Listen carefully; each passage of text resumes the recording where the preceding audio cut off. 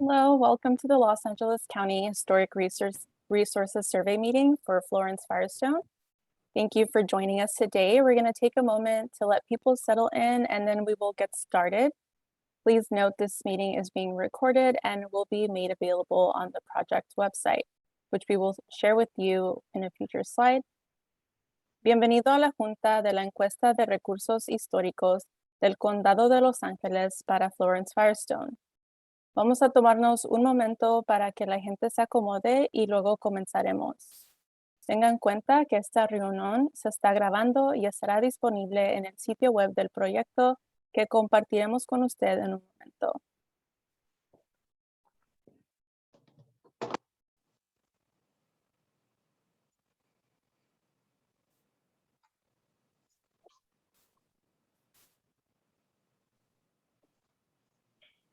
Okay, so it looks like more people have joined in, so I'll go ahead and get started. For those of you who have just joined, we would like to welcome you to the Los Angeles County Historic Resources Survey meeting for Florence-Firestone. This meeting is being recorded and will be made available on the project website, which again, we will share with you in a future slide.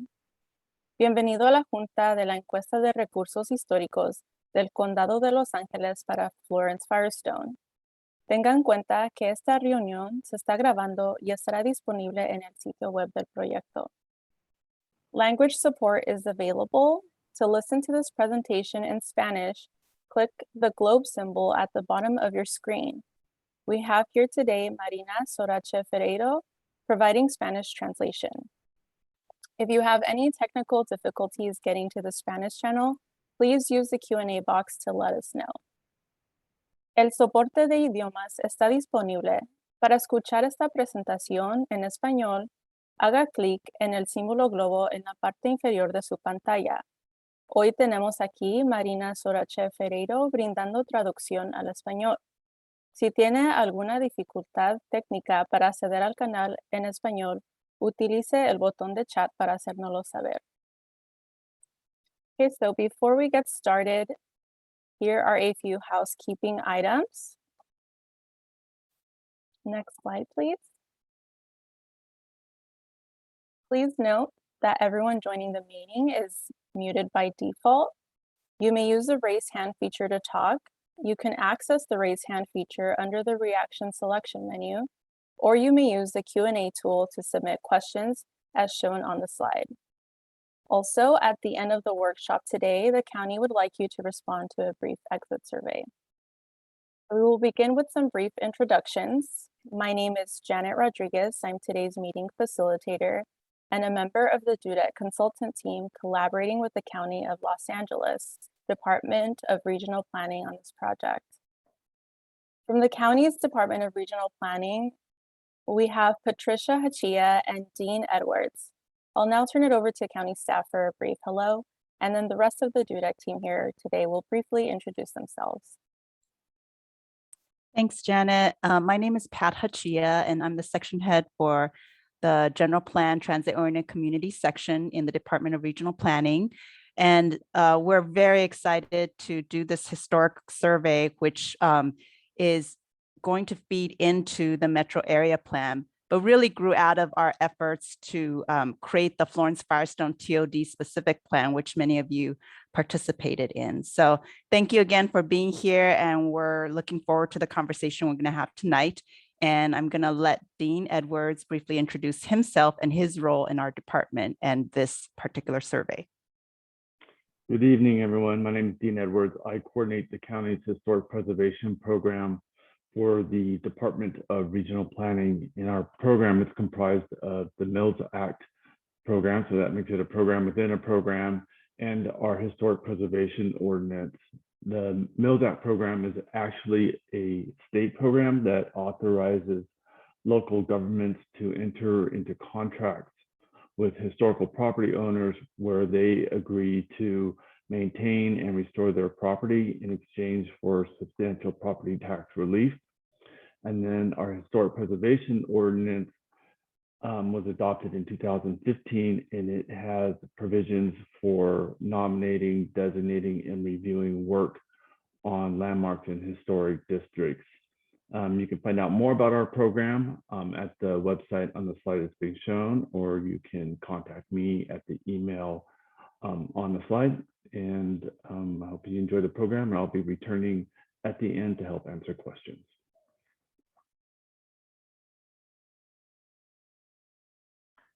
Sarah?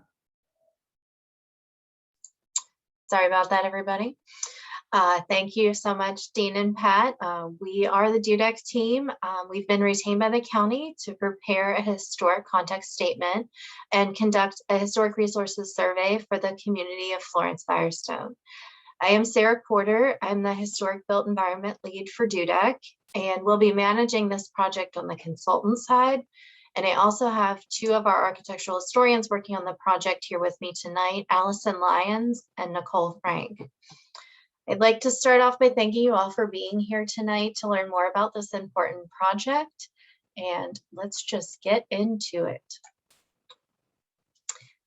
Our objectives for tonight are to provide everyone with some overview information, both project overview and some overview and basics of historic preservation. Then walk through the purpose of a historic context statement and a historic resource survey. Talk about our community engagement process as well as our data collection process. Discuss next steps and end with a question and answer session. I'd like to start out tonight by getting to know you a little bit more. We do have a short poll. If everyone could just take a moment to answer the poll questions. Interested to see where everybody's coming from tonight.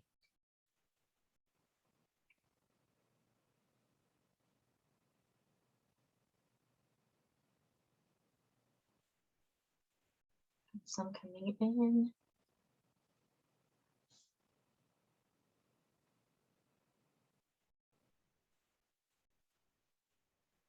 Everybody, just another moment. Looks like predominantly we have people that are living here that are attending today. So that is amazing. Happy to hear that. We also have a good representation of people with something else. So I am excited to learn what something else is for sure. We have a lot of information to get through tonight. Let's see where we can get started here. There's a little delay. 1 second. There we go. The Florence-Firestone project is called a Historic Resources Survey, and it includes the development of a historic context statement and a historic resources survey for the community of Florence-Firestone. As Pat mentioned, the project is also part of the larger metro area plan project that we also call the MAP project. I know that some of you may be familiar with the larger MAP project. You may have been participating in workshops pertaining to that, but I just wanted to take a moment to run through the larger MAP project goals and then get into the specifics of how the Florence-Firestone project will work within the larger MAP project. The goals for the MAP project are to update existing policies and regulations, prioritize equity and environmental justice, make it safer to move within communities, study all aspects of future housing. And another important goal of the larger MAP project is to promote community identity and historic preservation, which is where my team and the Florence-Firestone project comes in. The Florence-Firestone project is actually a supplemental study. The county retained DUDEC to take on a deeper dive into the community's land development history and to help to identify those places that make the community special. As you can see on the map on this slide, the project is focused within the community boundaries of Florence-Firestone. This project is scheduled to be completed by September 2022, and there are multiple key milestones throughout the project, starting with this public kickoff tonight. There are also multiple opportunities for community involvement throughout the process, which I will speak more about as we get towards the end of the presentation tonight. I'd like to spend the next few minutes going through some of the basics of historic preservation. This is a term that is thrown around a lot, and oftentimes it can be confusing. At its core, historic preservation is the way that we save places that are important to our history. It's a field that includes professional historians, planners, and architects who work with local citizens to save places that are historic. Historic preservation also relies heavily on non-professionals who know about a community's history and important places. This includes property owners, renters, business people, students, or anyone who cares about saving places. Now, many people have heard of the National Park Service or the National Register of Historic Places. These relate to historic preservation across the nation. But historic preservation is also very local. As Dean mentioned at the beginning of this presentation, the county has its own historic preservation programs in place to protect the county's resources. Now that we kind of understand who's involved, let's get into what gets preserved and why. It can be simplified down into 2 steps. Step 1 is what's important in our history. We do not always want to focus on information and the history that we find in textbooks or that we're taught in school. We want to know more about the important local history or the oral history, which might not have been things that have ever been written down before. The second step is to ask what places are associated with that history, because the goal of historic preservation is to connect history with places, and it's these places that we call historic or historical resources. So one of the most frequently asked questions is, what is a historical resource, or what is a historic resource? Technically, they are individual properties or collections of properties associated with historically significant people, events, or architectural styles.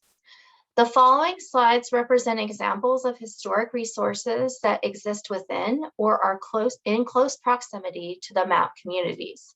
The goal of these slides is to get everyone thinking about the different places and things that could be historic resources within your community.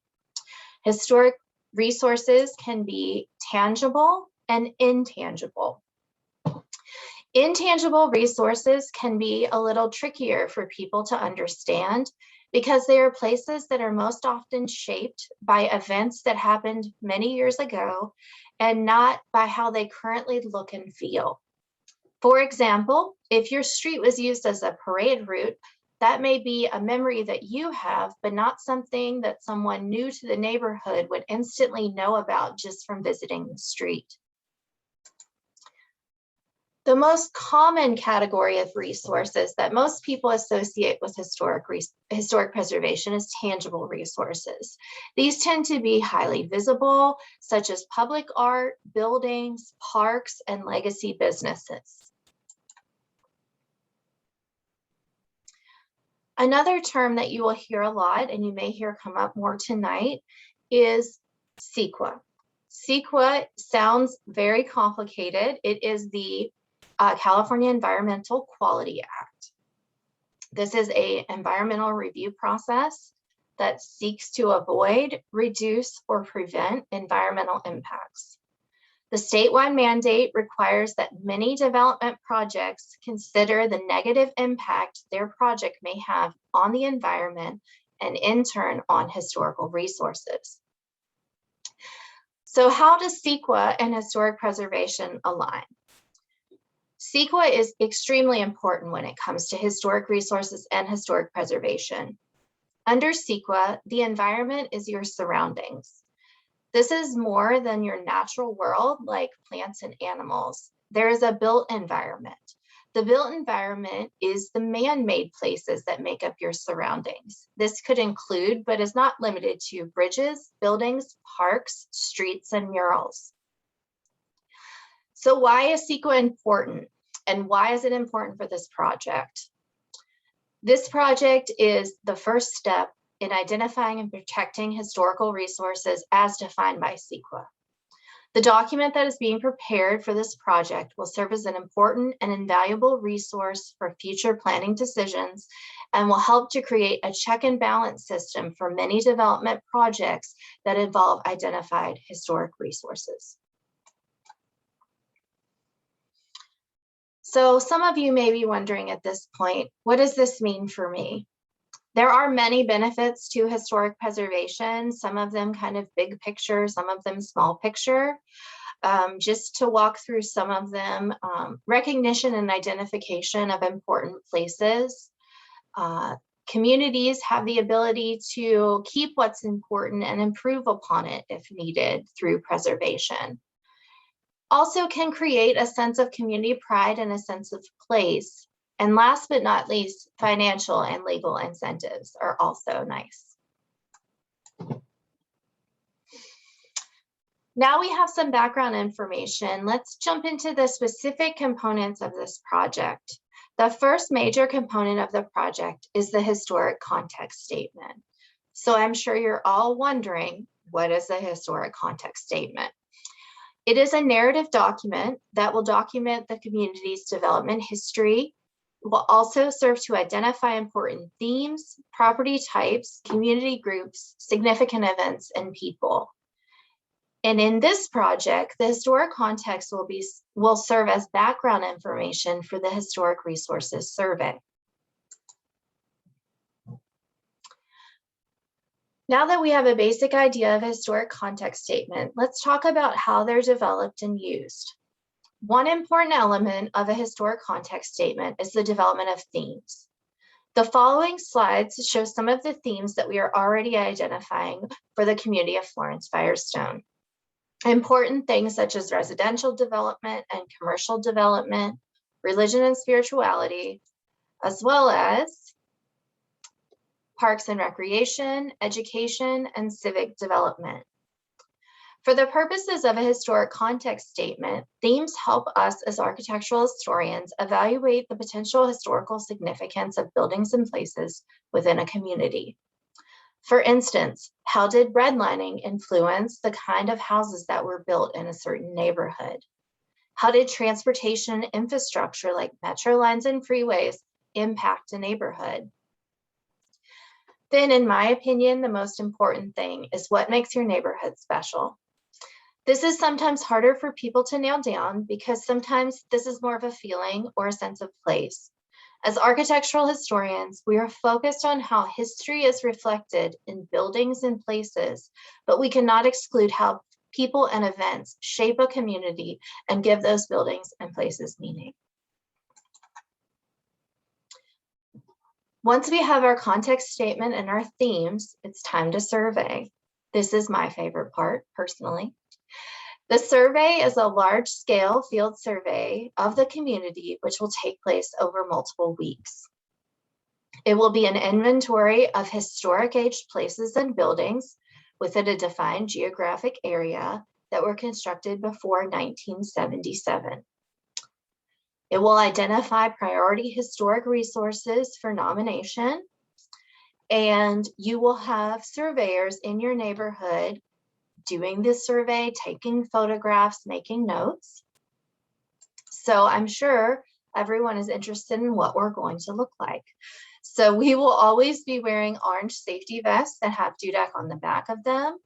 We will be carrying iPads or cameras or maps and clipboards. And we'll spend approximately 5 minutes in front of each property.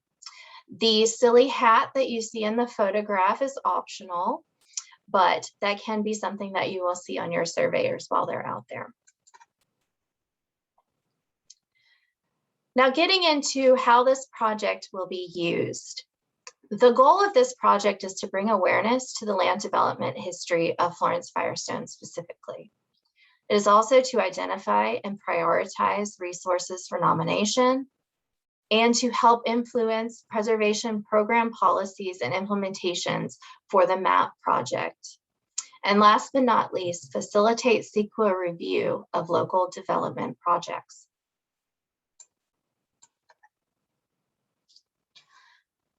Many of you may be wondering how you can help. First, we want you to all start thinking about these important questions. What are the important historic issues for Florence-Firestone? What important people and events would you associate with your community? What parts of your community do you consider important and worthy of preservation? Now that we have you thinking about these important things, I want to go through the many ways you can share this information with us. We have set up a project email. This is metroareaplan@dudec.com. That will come directly to me and my team. You can email us stories, photos, lists of buildings and businesses, important people, events, anything that you think is historic and you want us to look into further. Because this project has a deadline of September, we are asking for information to come in quite quickly. So February 18th is our due date for submission through this email. We also want to talk just a little bit more about historic resources and how common misconceptions are that we as historians are only interested in preserving showcase architecture like cathedrals or Victorian mansions. However, like we showed at the beginning of the presentation, historic resources can be showcase buildings, but they can also be a lot more, such as the parade routes that we talked about. We want you to really think about what places are truly special to your community and what makes them special. Just to get your minds in the right space for this, I kind of have some examples of things that you might want to start thinking about. So, was your church basement maybe used for a social justice meeting back in the day? Was your street a parade route? Have you been going to the same business or restaurant for the last 50 years? These are the types of things that we just want everybody to start thinking about and start providing information on for this project. Another way that you can get involved is we are looking for volunteers to join our community stakeholder group. These folks would be working directly with the DUDEC team on their research, helping us to identify important places, spread the word, and reviewing our project documents. If you're interested at all in participating or you want to learn more about what this would mean for you, please feel free to use that DUDEC email and reach out to me and my team. And now we're going to get a little bit fancy. We have a web mapping tool that we have established for this project. You can get to it by the project website, and this is what it actually looks like when you get there. And I actually want to stop sharing my screen for a moment and turn this over to one of my colleagues, Allison Lyons, to show everybody how the mapping tool works, because this is a really good way for you to go in whenever you have time and just pin locations on this map and to see what other people in your community have pinned and things that they think are important. So I am going to stop sharing my screen right now, and Allison is going to pick up and show everybody a little bit more about how the mapping tool works. Thanks, Sarah.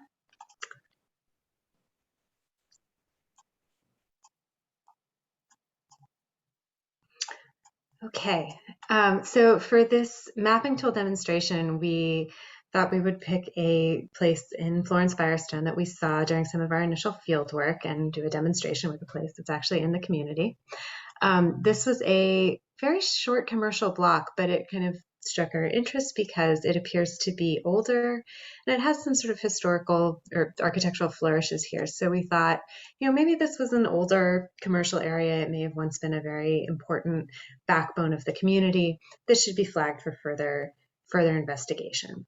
So as a community member, how I would let the survey team know that using the mapping tool, I would go to the Metro Area Plan website, and then this drop-down menu for historic resources. I can click on any of these links and it will take me to the historic resources mapping tool. For today, we're going to see what happens if we click Florence-Firestone. And I pulled this up just so we don't have to wait for everything to load, but it looks like it came through. Okay.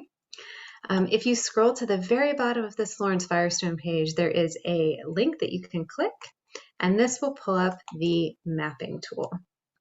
Now, this is for the entire metro area plan. It's not just Florence-Firestone, but you can see the boundaries of community plan areas.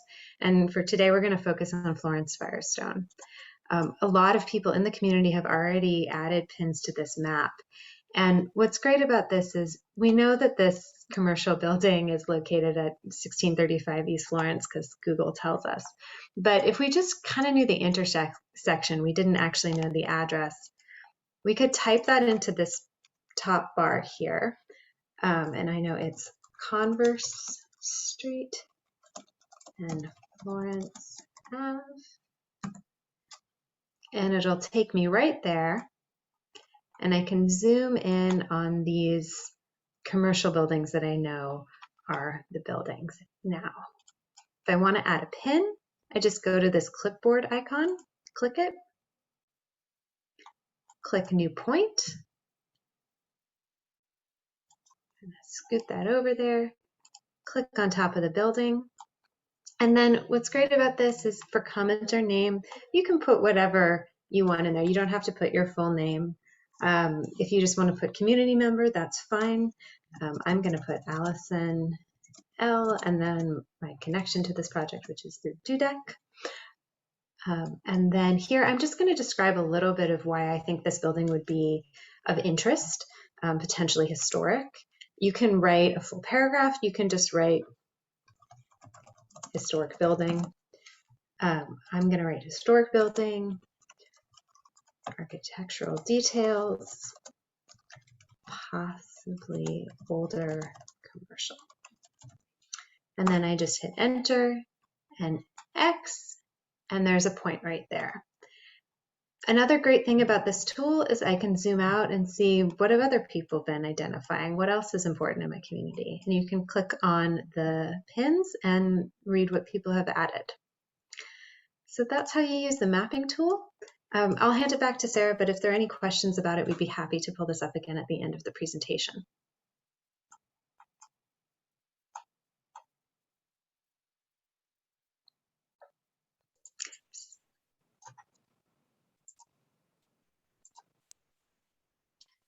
Okay, back to me. Thank you so much, Allison. Can everyone see my screen? Sometimes that transition doesn't go as smoothly as I think it will. We have given you a lot of information tonight. So I want you to have the ability to think things over and to go home and talk to your family and friends and your community members. And if you want more information, if you want to share information with those folks that couldn't be here tonight, we have a lot of different ways for you to get information. We have a project website that Allison showed during her demonstration. We also have an email. There are actually 2 emails for this project. There is one for county, and then there is one for DUDEC. The DUDEC one is the one that we would like for you to use for the stakeholder information, if you want to get more info about that, and to submit us all those stories and memories and photos. We also have a phone number on here if you want to give us a call. We love phone calls. We can definitely do that. And then we have social media options. You can follow us on social media at LACDRP on Instagram, Facebook, and Twitter. Now I would like to turn this over to Janet to go through how the Q&A part of this presentation is going to work. We're going to welcome Dean and Pat to come back on and be able to be here for our Q&A as well. So thank you all so much for your time tonight. And Janet, I will turn it over to you for now. Thank you, Sarah. So again, just want to go over how to provide comments. So you can raise your hand to talk. You can access this feature under the reaction selection menu, or you can also use the Q&A tool to submit any questions as shown on this slide. Once the questions are answered, they will be posted for everyone to see. You don't have to just input, you can also use the chat tool to input information or any historic resources that you want to let us know about. So those are your options. I do see something in the chat that someone wrote in. Melissa asked if this was only for Florence-Firestone. I can take that question. This project is specific to Florence-Firestone. We do have a similar project going on for the larger metro area plan that includes the historic context statements, but they do not have survey components to them like this one. So what's unique about this one is there are other things happening with this project that are not happening with the other larger map historic context statement project that you may have attended the meeting on last week. I can let Dean speak a little bit more to that if there's anything you have to add about that, Dean, but this one is really focused on Florence-Firestone. No, I don't have anything to add. Thank you. Yeah, let me just say the historic context statement is for other communities. So Melissa, I know you're interested. So in Walnut Park, so we are looking for resources in Walnut Park. I think it's Walnut Park, Willowbrook, East LA, West Rancho Dominguez, East Rancho Dominguez, and West Athens, Westmont are the communities. So if you want to use the mapping tool for those communities, you can also do that. I think with the survey, it's where the team, the DUDEC team is actually going into the community and doing more in-depth documentation that is only for Florence-Firestone. And it's just because we had a head start with the Florence-Firestone TOD specific plan. And we started talking about this like a year ago. And Pat, just to clarify for everybody, the emails are the same and the mapping tool is exactly the same, regardless of the community. So if that's how you would like to provide us with information, it does not matter what community you're a part of. If you're here tonight as part of a different community and you have information, please just use the same emails. It will get to our team here at DUDEC, or it will get to county staff and then be sent over to us. Thanks, Sarah. And Ashley is asked how many community members are present. Just to let you know, there are about like 21 to 24 people have signed on and signed off. And this is also being streamed on Facebook. I do see a question. We're recording this also. So we're going to post it to our website. So if there's friends or family members that, weren't able to participate tonight, you can encourage them to go to the website. We'll send it out via email, newsletter, and social media, and they can watch it later and still participate.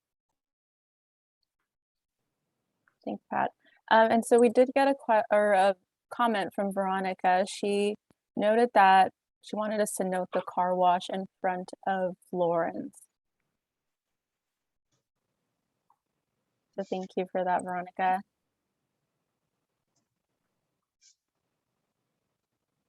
Let's see, do we have any other questions? Melissa, you asked that you missed the last session. Is there a recorded session from the January session? Yes, there is. As Pat mentioned, it's on the project's website. I also went ahead and advanced the screen from the Q&A to our submission screen that has all of the info about the project websites and everything like that.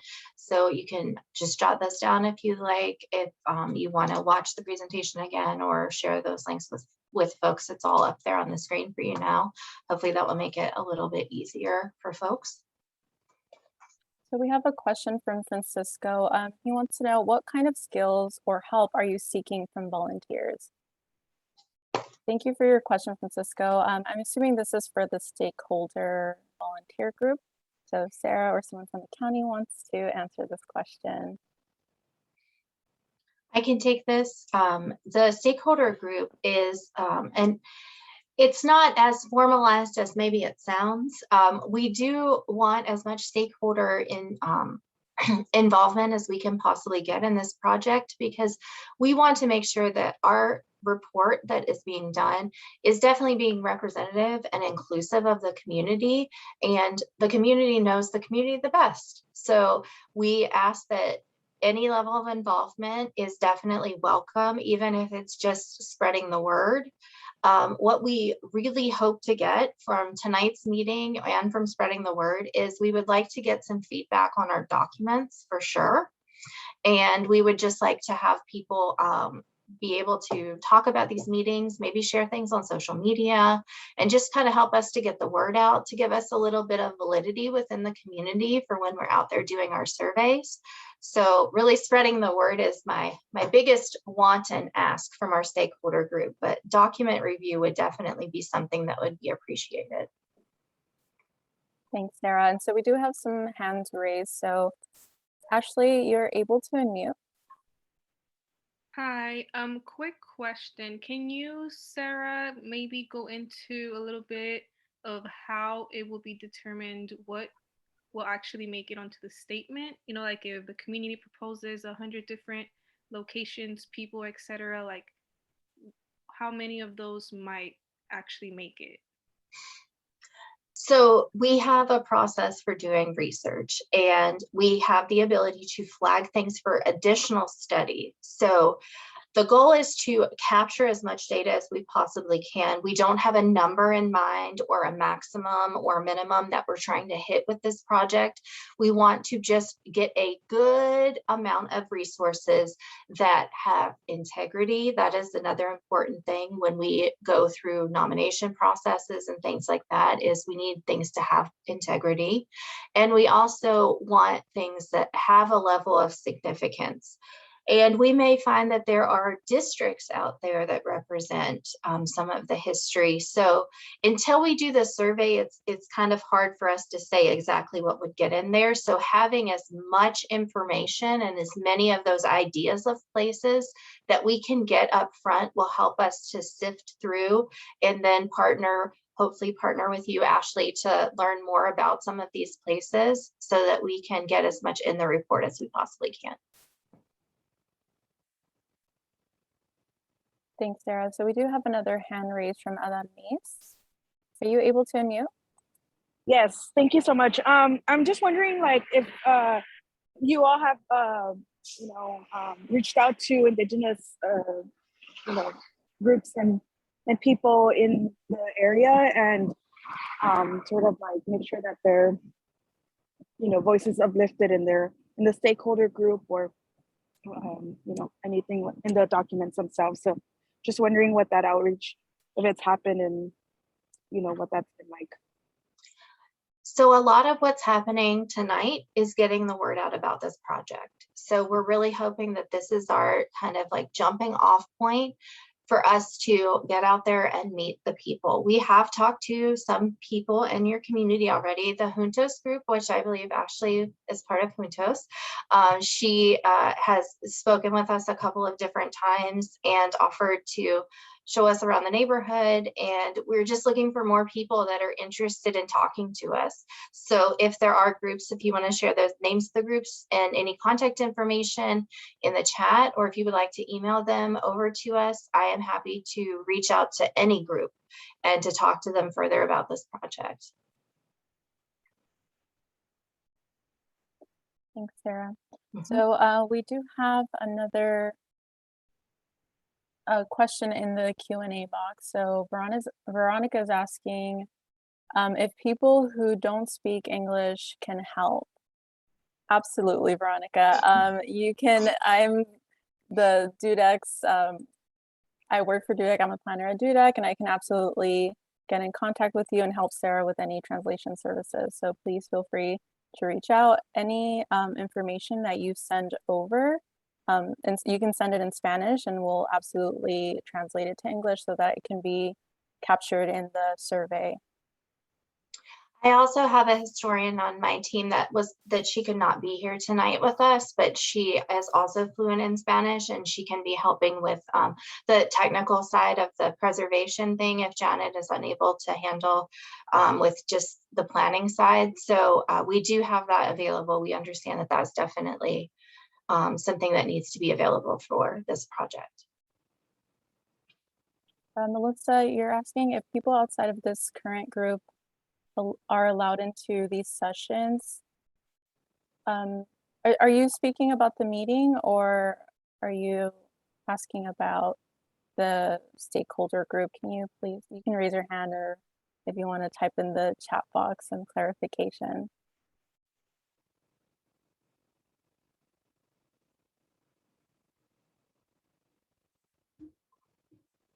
I don't see a response, but I'll go ahead and answer both. If they're having trouble, they can also go on Facebook. It's being streamed live on the county's website. So you can, it's at LACDRP on Facebook, if they're not able to join in via Zoom. And Sarah, if you want to go ahead and answer about the stakeholder group, how they can get in contact to join that. Yes, these meetings are open to the public. We do have information up on the website, as Pat mentioned. We will also have recordings of this presentation as another way for folks to access it. But using the Metro Area Plan at dudec.com, you can reach out to my team directly, and we can have a longer conversation and get specific questions answered. But this really is about, there are a lot of people that are residents on the meeting tonight, but any stakeholder is warranted. Business owners, renters, anyone. We would like to hear from you.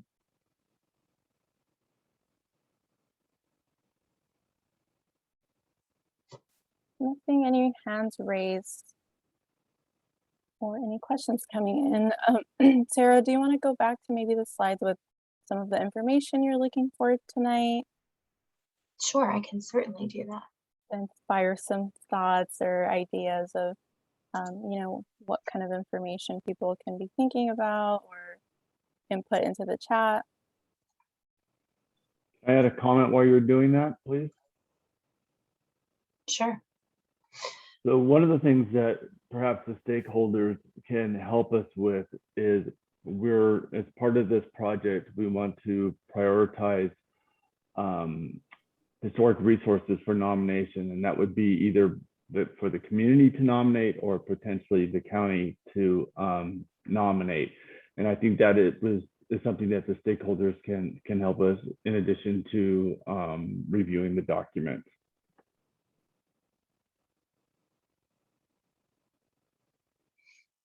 Thank you, Dean. Okay, so Sarah pulled up this slide. So again, some of the information, if you know, that should start getting the wheels turning, is if you have any historic photos, or even if you think of any legacy businesses, you can go ahead and put in the chat, raise your hand, or again, you can email it to us, and the email is up on this slide.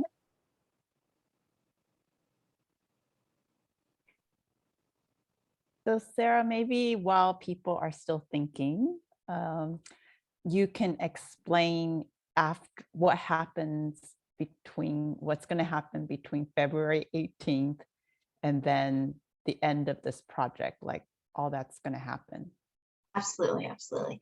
So the way that the project schedule is set up for this project is the first goal that we have is to get a draft historic context statement that will be reviewed by county staff, and we are hoping to have stakeholder review of that same draft document. And that will help us get out there and test the waters a little bit and make sure that we're capturing all of the important things and that nothing is being missed and everything is being represented, and that's important to the community. Once we have established a draft context statement, we begin the process of doing the actual field survey. And this is where we're on the ground in your neighborhood, walking around, sometimes talking to people. Sometimes people don't want to talk to us. That's okay too. But we will be going around for multiple weeks. That is currently planned and all dependent on COVID, because we don't want to be spreading COVID or anything like that. We are planning for that to happen in late March and April, and multiple weeks will happen for that. Usually with the survey teams, there's 2 of us at a time on any given street, and we stand in front of your building for approximately 5 minutes with our iPads, and we take pictures, and if you want to come out and talk to us, please do. And then we start working on what Dean was mentioning with our priority list of nomination properties.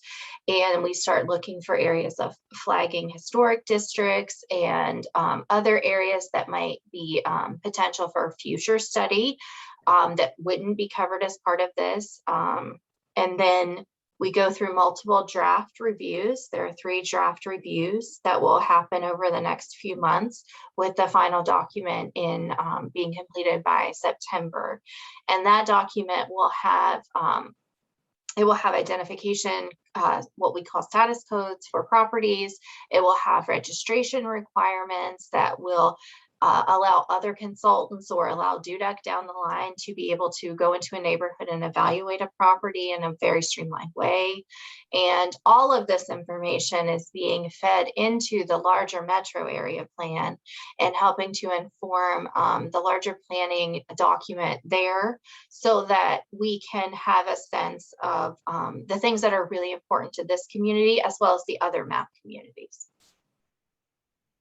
So Sarah, I think in July, there's still going to be one more round of outreach, right? And at that outreach, we'll probably be talking about the historic context statement and answering any questions. Yes, we will be providing updates at that. And honestly, that is our big update meeting. So I like to call that get it in before that date meeting, because that's how we make sure it gets in there. We do have a very quick timeline, so we try to capture as much as we can up front. And then our draft reviews is where we just refine, and we can pull additional things in if we need to. And we just keep refining and working with the community to get to a product that really does represent everyone. Right, and then that's when once Sarah's team hands everything over to the county as part of the metro area plan, we are going to integrate that information to inform any additional policies or programs. And then we will take all this information to the Planning Commission for public hearings. Right now, we're projecting November to do a couple of public hearings on the metro area plan itself. And that is also going to have any land use policy and zoning changes and all sorts of other things that we're tackling as part of the larger metro area plan project. And then hopefully in next year, in 2023, we hope to adopt the metro area plan with all the information and work that's been put in to this historic survey and context statement. And I do want to encourage everyone, because the metro area plan is also running at the same time as this project. We do have other workshops that are specific to the metro area plan or to the metro area plan historic context statement. Any information that you provide during these workshops gets fed to us from our other components of the DUDEC team that are working on the other planning documents. So any type of public workshop is something that you can attend, you can tell your friends to attend, and you can provide information. We just want the information. We're trying to provide as many ways for you to get it to us as possible, and whatever is easiest for you. And my goal is to try to do some smaller outreach groups and things like that as we're kind of going over the next few weeks, as long as we can safely do that with COVID. That has been our challenge right now, of meeting people in person. But I am always willing to do phone conversations or interviews with community residents if people are more comfortable on the phone than meeting in person right now. Thank you, Sarah. And we have a question. Steve is asking, is the main focus on the building's original architect, or can it be slightly modernized? Every building is different. Some have history not really associated with their architecture. So I want everyone to kind of not just think about the building, but think about what that means, what that place means, and not to get too wrapped up in the fancy architecture. We do need a built environment kind of component, but it doesn't have to be a cathedral down the street or something like that. And it can have been modernized. That's representative as well. Sometimes we have buildings that the first owner did one thing, but then the second owner is who actually made it something. And we can look at the history of those things that kind of dig into that a little bit more before it goes on that priority list for sure. Thanks, Sarah. Not seeing any other questions coming in or any hands raised. Do we want to go back to the project, the page where it had all the links to the project's website? We certainly can. We have a hand raised from George. Are you able to unmute? Yes, can you hear me? Yes, we can hear you. Okay, thank you. My question is regarding, I know you mentioned that it doesn't have to be a visually historic building, but what about businesses that are historic or have been in the community for a long time? Is that also part of this plan? That is definitely part of this plan. We have identified some legacy businesses already through some of the outreach and research that we've already completed.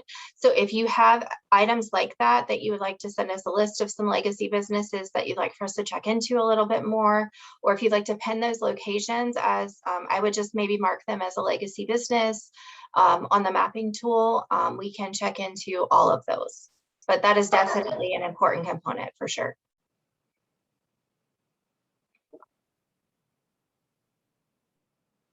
Thank you, Sarah.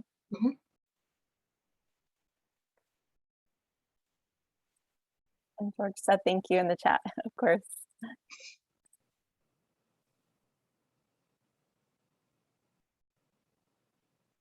So Sarah and Pat, I know you mentioned that there's going to be upcoming workshops. Where can people find out or keep up with these events in the future? We are trying to put the information as many places as possible.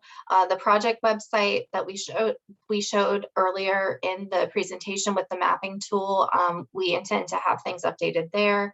We also have a newsletter for the map project that has information going out if you'd like to join that. I think Pat could probably provide a little bit more info on the newsletter side of it because that's coming from the county, but we also have social media posts that we're trying to incorporate into presenting project information and upcoming schedules and things like that. Yeah, if you just want to provide us with your email, you can send us an email at metroareaplan@planning.lacounty.gov. You can put it in the chat if you feel free to do that and send that to us, and we'll add you to our email list. We're sending out an email at least once a month to notify people of upcoming meetings and just to keep people updated on opportunities to participate. And you can also follow us on social media to keep updated. We are trying to make that consistent in terms of updating people on things. Thanks, George. Go ahead and save that.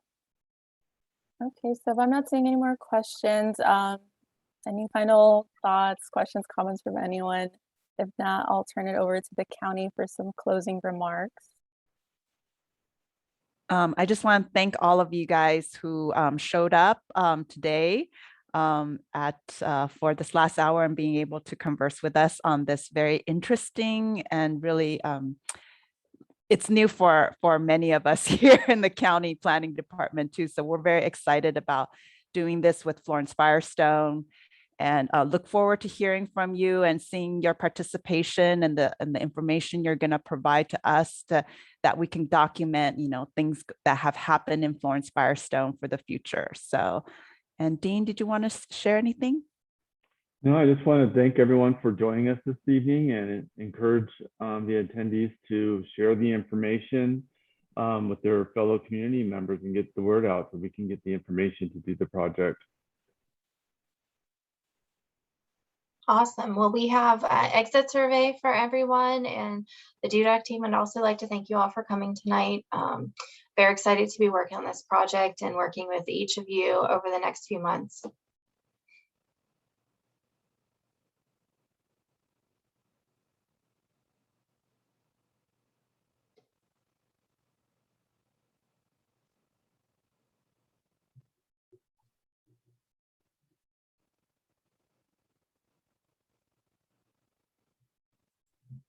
I'm excited that you're excited, Melissa.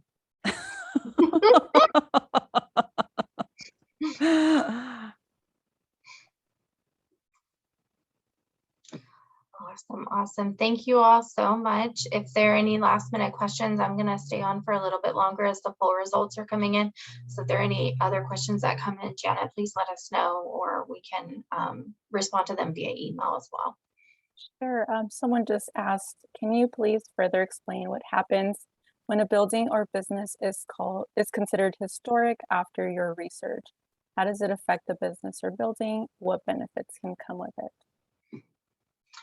So from the declaring or identifying something as historic resource, it can kick it into a Sequa process if something significant change such as demolition is proposed. The impact to that building would need to be studied under Sequa. And we also have the list of the properties that we're coming up with could be designated properties or landmarks down the line. That's kind of what Dean was mentioning about the priority nomination list as to they could be community nominated, they could be county nominated, kind of depending on how things go. But the identification is the first step. And then having a historical resource that is identified as a Sequa historical resource can help to provide some protection against demolition. Thank you, Sarah. And so we did get a few more questions coming into the chat. Someone mentioned that they tried to call the number that we showed on the previous screen, but that it was disconnected. We'll look into that. Thank you, Mercedes, for letting us know. We will look into that after tonight. Yes, thank you. It should be working. So that's not good. That's not working.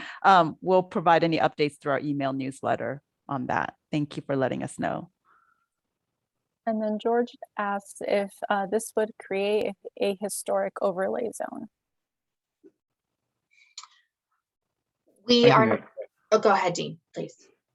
No, it wouldn't create an overlay zone. The county doesn't have overlay zones. What we have, which is very similar, is historic districts.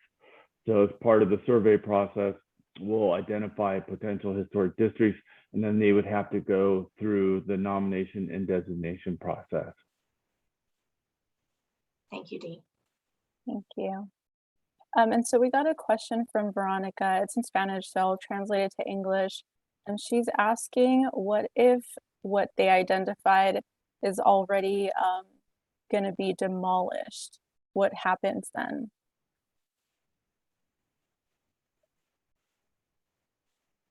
Can you repeat that question, please? Sure. Sorry, I'm trying to translate it live.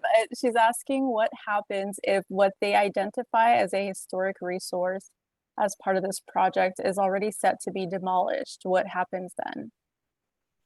That's a good question. There's actually an example within your community. It's the Florence Car Wash. So that would be identified as part of this project. However, there's already been permits that have been approved authorizing its demolition. So there's nothing that can be done once a permit has been approved, or even if that permit application has been found complete. So once the survey happens and the community becomes aware of their historic resources, that's really the time to act, because basically you have to not have those resources nominated before any developer submits an application for a development project. So the nomination application has to be complete before a development application is found complete. Thank you, Dean. Steve asked if a property is accepted as a historic property, can we reassess the property taxes? That is a very good question. I think he's asking about the Mills Act program, and that's something I talked about at the beginning. So once a property has been identified as a historic resource, then it can be nominated as a county landmark or historic district. And at that point, it would be, once it becomes designated, it would be eligible for a Mills Act contract. And basically, once again, that's where the property owners agree to restore and maintain their property. And then they would get property tax savings. So the state recognizes the importance of historic resources, and that's why they've established this program. And they also recognize that historic properties can be expensive to maintain. So that would be the opportunity there. Thank you. And so Erica confirmed from LA County that the number is working. She got the answering machine. So maybe it's a different area code, or you're calling from a different area code, but just make sure you dial 1 and then 213. That might be able to get you through. Gloria is asking why the government didn't recognize a car wash, that it is important for us. Who made the decision? Yeah, I can answer that. The county does recognize the importance of historic resources, and that's why they adopted the historic preservation ordinance. And we rely on the community to nominate them for the most part. Thank you, Dean. I think they're talking about the car wash that's in Florence. Yeah, so I believe, and Dean, I think you can correct me if I'm wrong. So what happened in that situation is it is private property.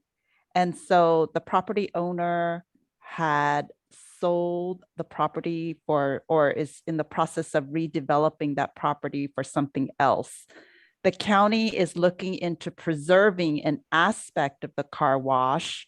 I think Dean knows more about the blades, right? I don't know what to call them. But it is private property. And because there was no official historic designation of that car wash, that's the way it goes. The property just redevelops. So that is why this kind of work, the historic survey that we're doing, is important to protecting, certain landmarks in the community. So I don't know if Dean, you want to add anything to that. Yeah, the character defining features of the car wash, the two main ones are those fins that you see, as well as the sign. And the previous developer had agreed to turn those over to the county, and we have been talking about where we can reuse them. The property is also, that's my understanding, it's for sale. So there may be another opportunity where, depending on who buys it and if they're willing to work with the county to preserve that site. Thank you, Dean.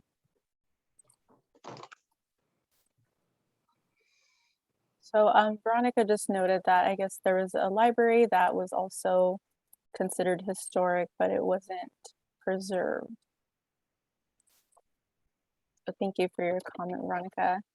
And then someone asked, Gloria asked, if the county can buy to keep this car wash. I can take a shot at that. There hasn't been a discussion of that. I think the question, I'm not sure, has the car wash already been demolished, Dean? Do you know?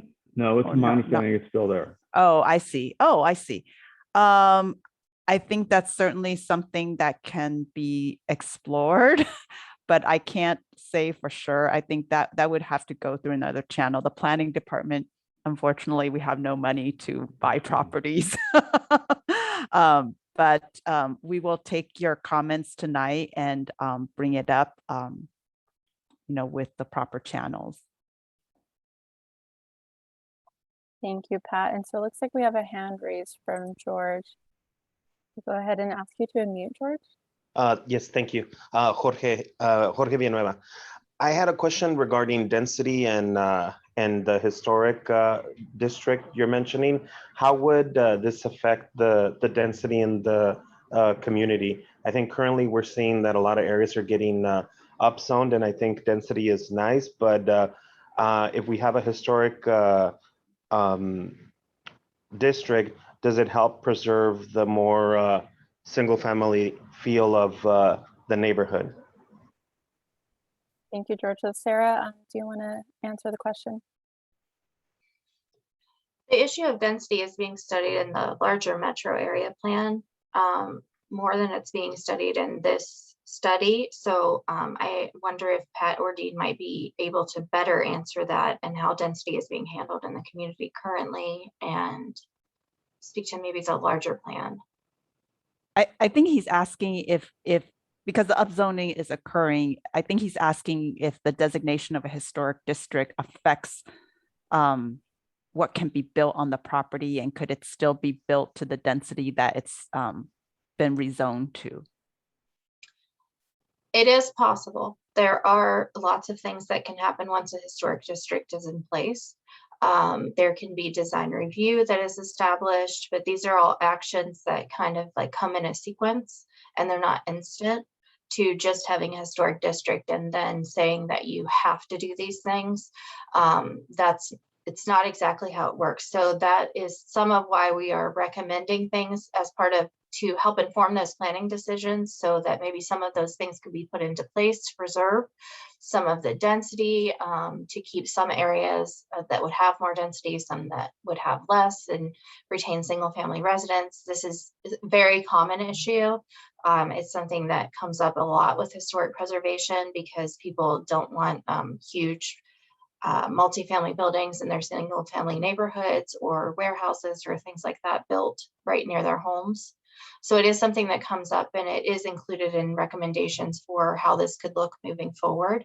Ours is just the first step in the process of starting those discussions and trying to weave the idea of historic preservation into the planning, the overall planning discussions. Yeah, and I'd like to add to that, if there are any historic districts that get designated as part of that process, there's standards and guidelines that are adopted to ensure that that character within the district is maintained. So that would include any new development within the district so that it would fit in with the character of the district. So I would say tangentially it would affect density. Thank you.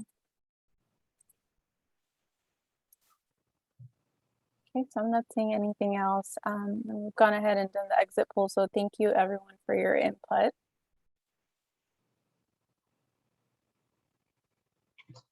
And if anyone thinks of further questions, or they have family members or friends that couldn't attend tonight that have questions for us, please feel free to reach out to either county staff or to the DUDEC team. We're happy to answer or partner to answer any questions that you may have about your neighborhood. Thank you, Sarah. So have a good evening, everyone. Thank you, everyone.